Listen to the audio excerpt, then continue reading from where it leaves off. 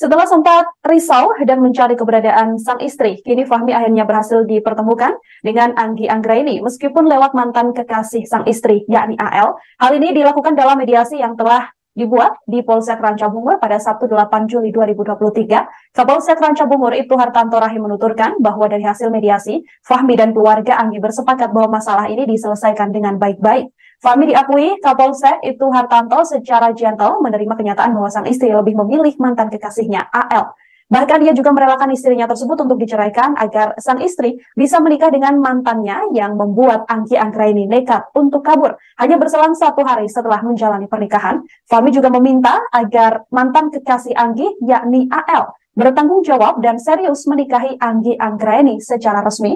Kapolsek mengatakan saat kabur pada 27 Juni 2023 lalu, Anggi sang pengantin wanita kabur ke beberapa lokasi demi menemui mantan pacarnya, seperti pergi ke Jakarta, kemudian Bandung hingga ke Medan. Dalam mediasi, Anggi sendiri tidak hadir karena masih berada di luar kota, saudara. Nantinya keluarga Anggi, yakni ayah dan ibunya yang akan menjemput sang buah hati yang saat ini dikabarkan masih berada di Bandung, Jawa Barat.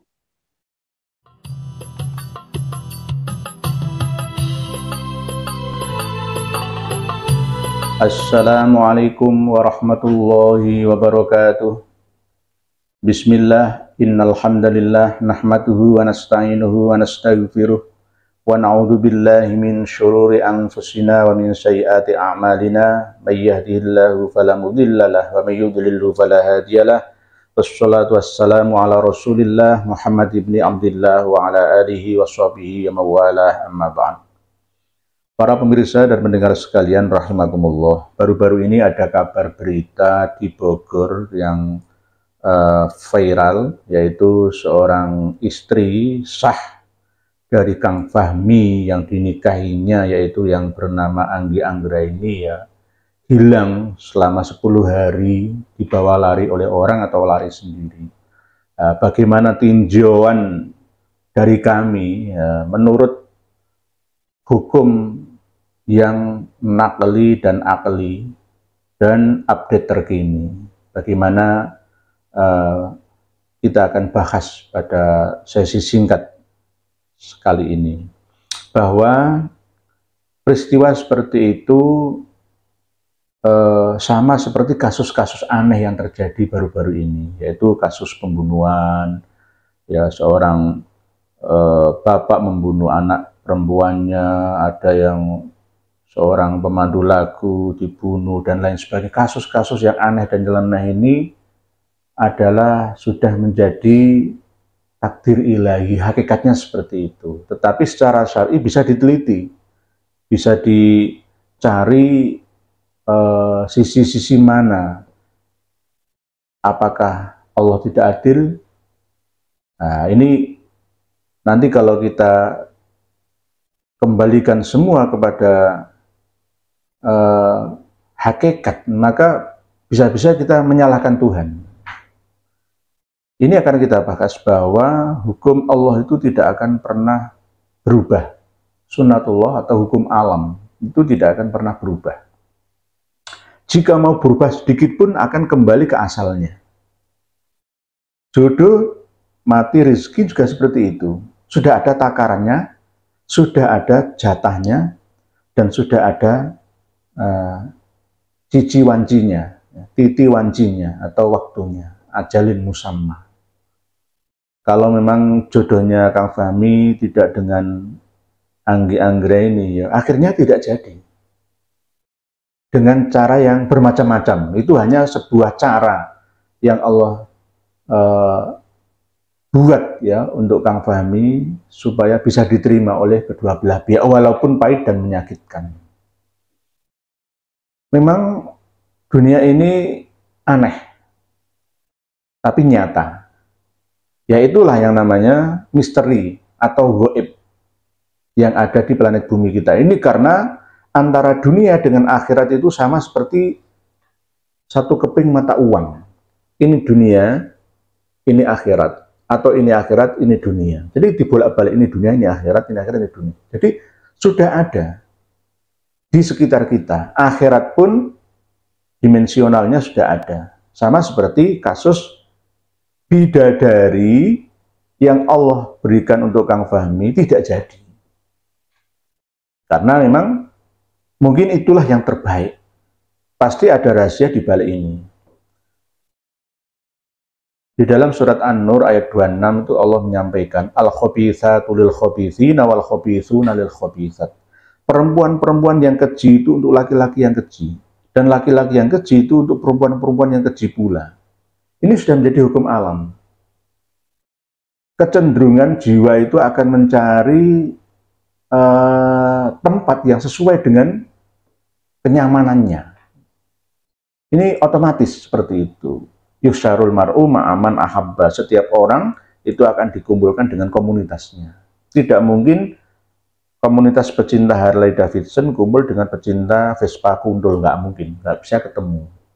Sama seperti orang yang suka di diskotik ya, tidak akan kumpul dengan orang yang suka ziarah makom Wali Songo, tahlilan, yasinan, nggak akan mungkin bisa kumpul.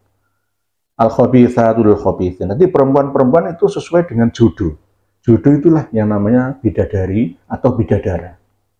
Laki-laki bidadara, perempuan bidadari. Lah, kenapa cerita-cerita yang lampau itu bidadari itu seakan-akan dibuat oleh Allah dengan cara makling kayak sulapan? Enggak seperti itu. Insya'a itu dalam arti insya itu bukan langsung kling, itu enggak. Sejak kecil Kang Fahmi tidak paham ketemu dengan Anggi. Mungkin Anggi sudah punya idola lain, ya, atau pacar kalau zaman sekarang. Yang akhirnya apa? Ketemunya ya pas pada waktu sudah usia remaja. Umur 21 Anggi, umur 26 Fahmi. Yang akhirnya ketemu lah. Ini akhirnya nggak pernah ngerti ciliannya kayak opo Anggi-Anggreni itu. Sama seperti istri kita tidak pernah tahu istri kita kecilnya seperti apa, tiba-tiba kita ketemu langsung dia seorang gadis atau perawan sudah besar, padahal malaikat yang mendidiknya, yang mengasuhnya adalah kedua bapak ibunya atau keluarga terdekatnya. Itu namanya insya. Insya itu bukan makling langsung di depan mata kita, enggak. Jadi sudah ditakdirkan oleh Allah sesuai dengan hukum alam, sunnatullah, bahwa perempuan-perempuan yang tidak baik itu akan ketemu dengan laki-laki yang tidak baik pula. Tapi kadang-kadang ada yang perempuan tidak baik ketemu dengan laki-laki yang baik, itu ya ada. Tapi intinya saling memberi dan menerima dan menggenapi. Pasti ada rahasia di balik itu. Allah titipkan orang yang tidak baik kepada orang yang baik supaya menjadi baik. Pasti ada rahasia bahwa orang yang tidak baik itu mungkin punya kebaikan yang tersembunyi yang tidak diketahui oleh sang suami atau istri. Yang akhirnya ketemu menjadi baik, menjadi sakinah, saling mencintai mawaddah, dan saling menyayangi rahmah. Al-khabithatu lil khabithin wal khabithuna lil khabithat. Ini sudah menjadi hukum alam.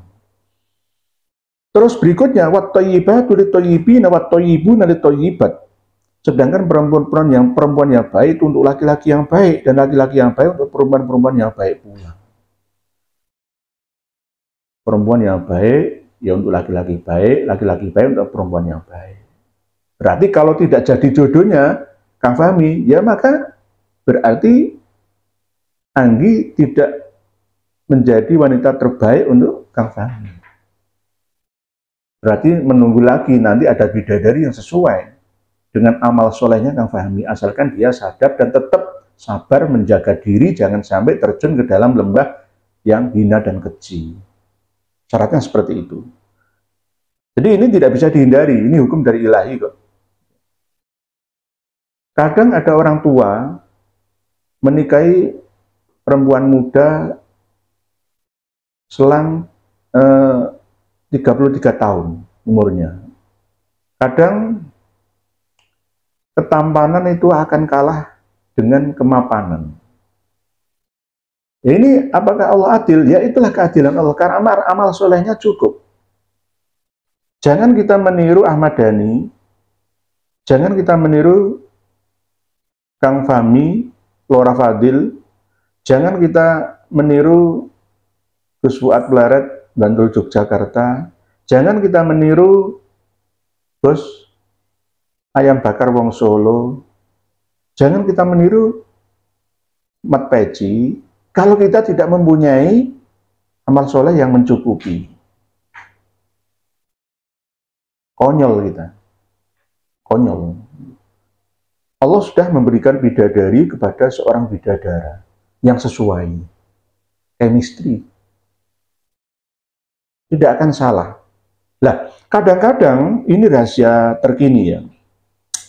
Kenapa banyak kasus perceraian di negara ini? Tidak hanya di Indonesia, di seluruh dunia. Kenapa? Karena memang bidadari itu ada batas waktunya. Bidadara juga begitu. Ketika seseorang memiliki anak 1, 2, atau 3, sudah mulai ada kekurangan setrum. Jika tidak disadari oleh kedua belah pihak untuk saling mensyukuri dan menerima apa adanya. Kalau tidak didasari oleh sifat itu, maka yang terjadi adalah perceraian.